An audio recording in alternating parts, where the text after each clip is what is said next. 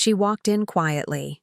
No makeup, entourage, just a simple smile and worn-out shoes. The piano class, filled with elite students and skeptical teachers, barely glanced at her. When the teacher called her to give it a try, sneers echoed across the room. She was just here to observe. But the moment her fingers touched the keys, silence fell. What followed in the next 3 minutes would leave jaws dropped and careers changed forever. At the prestigious Harmonia Conservatory, known for cultivating the world's most talented pianists, appearances mattered more than merit.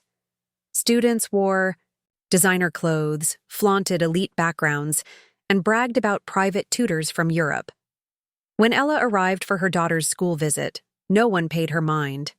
She dressed, her hair tied in a loose bun, and quietly watched the class from behind. Professor Rinaldi, the head of the piano department, noticed her and assumed she was just another uninformed parent. With a chuckle, he gestured toward the grand piano and said, "Would you like to try? It's harder than it looks." The student snickered, expecting an awkward attempt or a quick excuse. "Wait a second. Tell us where you're watching from in the comments, and don't forget to subscribe for more." Powerful stories like this. Ella hesitated, not wanting attention. But something stirred within her. A memory of concert halls, of late nights spent with Beethoven and Chopin. She hadn't touched a piano in over a decade, choosing a simple life over the spotlight after a tragedy silenced her ambitions. But today, for her daughter, she would play. She approached the piano slowly, each step quiet but sure. The room fell still as Ella sat, touched the keys, and took a deep breath. The professor had chosen La Campanella, a notoriously difficult composition by Liszt. Its lightning-fast runs and delicate trills challenged even seasoned performers. Without sheet music, without warm-up, Ella began to play. At first, the students chuckled until her hands started dancing effortlessly across the keys. Every note was perfect, fluid, and alive. It wasn't just technical, it was emotional. She wasn't playing La Campanella, she was breathing it. Professor Rinaldi's smile faded. He leaned forward, eyes wide, his hand slowly removing his glasses. The students sat frozen, some with tears forming, as Ella poured years of love, pain, and longing into the piece.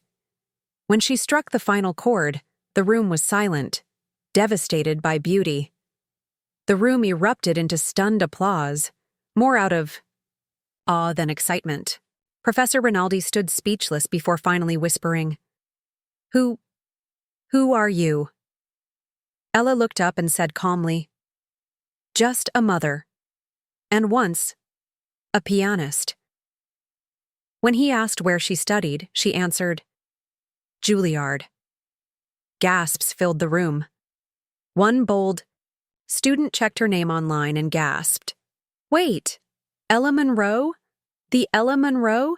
You disappeared after your world tour." Ella smiled gently. "I didn't disappear. I chose a different life." Word spread quickly through the conservatory and beyond. Offers flooded in for guest lectures, masterclasses, and performances, but Ella politely declined most. She didn't want the fame back. She had lived it. What mattered now was showing her daughter, and everyone else, that true greatness hides in quiet corners. Professor Rinaldi apologized for his arrogance and offered Ella a guest mentorship role. She agreed on one condition: the conservatory would accept talented children regardless of their wealth or background. The day ended not with applause, but with silent reverence. Because sometimes, the most influential music doesn't come from the stage, but from the soul. If you enjoyed this story and thought it provoking, don't forget to like, share, and subscribe for more powerful narratives. Let us know your thoughts in the comments. What would you have done in this situation? Your support helps bring more eye-opening stories to life. Take care.